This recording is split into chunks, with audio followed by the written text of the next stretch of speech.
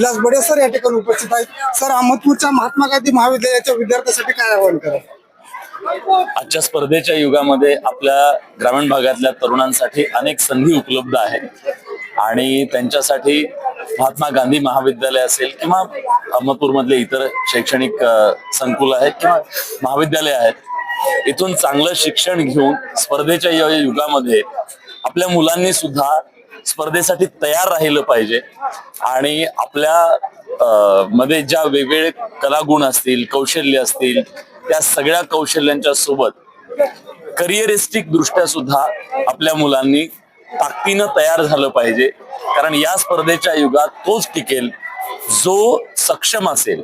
त्यामुळे सक्षम होण्यासाठी जी महाविद्यालय मुलांना घडवत आहेत त्या प्रक्रियेमध्ये मुलांनी सहभागी व्हावं आणि अहमदपूरचा नावलौकिक तुम्हाला माहिती आहे की शिक्षणासाठी होता आहे, तो अधिक वाढावा ही अपेक्षा निश्चितपणे आहे। पण आजच्या या काळामध्ये मुलांच्या अनेक ज्या प्रश्न आहेत त्या प्रश्नांच्यासाठी सुद्धा मुलांनी निश्चितपणे त्याच्यावरती काम करून शिक्षणाच्या दृष्टीतूनच आपल्या पालकांचं जे स्वप्न आहे ते साकार करण्यासाठी प्रयत्न करावे। नक्की सर, धन्यवाद सर।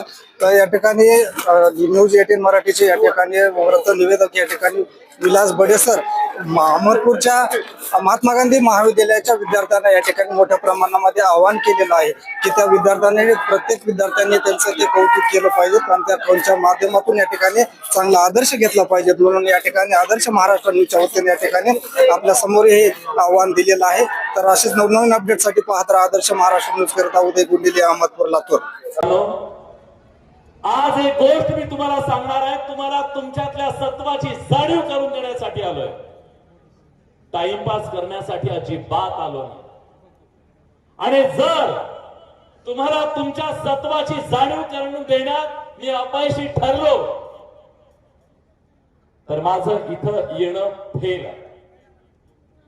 फक्त मला एक शब्द तुमच्याकडून हवाय, तुम्ही सुद्धा त्याच ताकदीने मला उत्तर द्या, तुम्ही तयार आहात का त्या प्रवासासाठी जो प्रवास तुमच्या भविष्याचा करायचा आहे? तुम्ही तयार असाल तर मी तुम्हाला तिथे घेऊन जायला तयार आहे। तुम्ही तयार आहात? तुम्ही तयार आहात?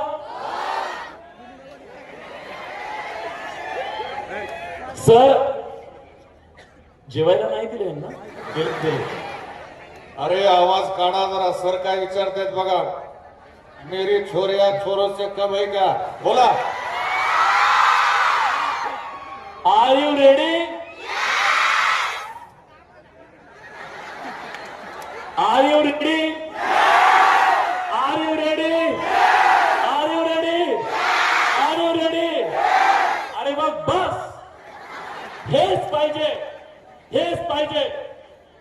25 वर्षांपूर्वी मी सुद्धा याच महाविद्यालयाच्या अशा गॅदरिंग मधून उभा राहिलोय।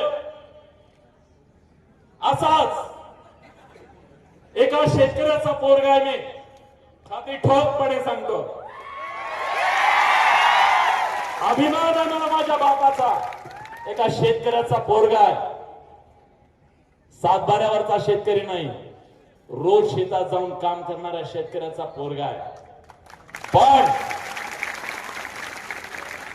आज मला तुम्हाला एक गोष्ट सांगायची, सगळ्या मुलींनो आणि मुलांनो, या महाराष्ट्रातल्या शहरांमध्ये मुलांच्या पेक्षा आणि मुलींच्या पेक्षा मी स्वतः अनुभवले, गेली 20 वर्ष या क्षेत्रात काम करतोय, जेवढी धमक आणि ताकद, संघर्ष करण्याची वृत्ती, कुठल्याही संकटावर मात करण्यासाठी झगडण्याचं बळ, हे सर्वाधिक जर निसर्गानं कुणाला दिलं असेल तर ते कुणाला माहितीये? आपल्या मराठवाड्यातल्या मातीतल्या या सगळ्या लेकरांना। हे निसर्ग दत्त आहे आमच्या मनगटात, कारण ह्या निसर्गानं आमच्यावरती प्रत्येक वेळेस कितीतरी आघात केले, पिढ्यानुपिढ्या आघात केले। कधी पावसानं आमचं रान वाहून गेलं, ऊन इतकं पडतं की अंग भाजून जावं, थंडी इतकी पडते की जीव गारठून जावा, अंग गारठून जावा.